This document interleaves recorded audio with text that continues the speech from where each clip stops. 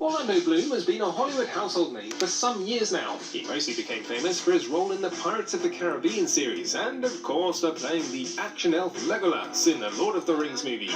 Action elf here, action elf #1. Due to the success of both franchises, the British hunk became a star almost overnight in the early 2000s, something he never could have imagined in his wildest dreams. When I left drama school, I thought I was just going to do some, maybe some theatre and or some TV but film, it was sort of the thing that, you think, well, it's the golden chalice, you're never really going to get there, but it just sort of all slotted into place in a very bizarre way for me. So I've just been having a lot of fun, actually, and feeling very lucky to be doing it all.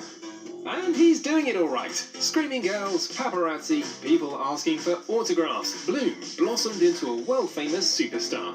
I don't think that's something that you can ever get used to, I don't think that's something that you ever get used to or would ever feel comfortable with, because I'm quite shy and quite private. I try to be. It's quite difficult, but I get that it's part of the business, and you can't have the good without the sweet without the sour, as they say.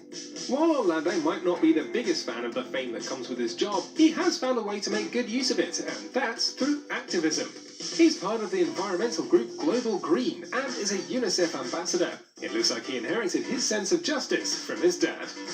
My father, my mother's husband, who I believe to be my father, had a history in South Africa, was quite a prolific sort of South African reporter, writer and literary man, and also a sort of anti-apartheid activist, which during the time he was there was a bit like holding a candle in the wind.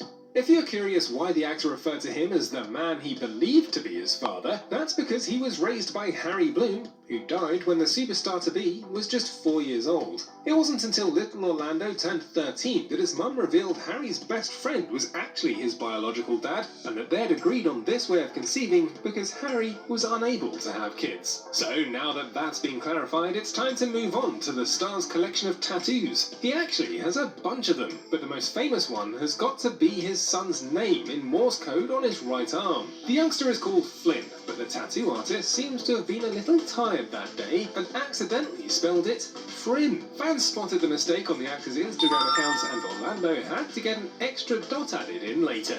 Flynn is the result of the handsome Brit's long-term relationship with supermodel Miranda Kerr. They even got married in 2010, but divorced 3 years later. The newest lucky lady in his life is none other than pop sensation Katy Perry, whom he also got pregnant. The couple shared the news with the world in March 2020, roughly a year after they got engaged, and their little angel Daisy Dove Bloom was born that August. With looks like his, you would think Orlando could be with any girl he lays his pretty eyes on, but in reality, he had a rough time getting into relationships in his pre-Kerr and Perry days. I find myself in far-flung corners of the world working on fantastic movies and stuff, but it's often difficult to keep tight relations. Fortunately, all is well for the one and only Orlando Bloom these days. Together with Katy Perry, he forms arguably the hottest power couple in the world, and they live their enviable lives of true superstars.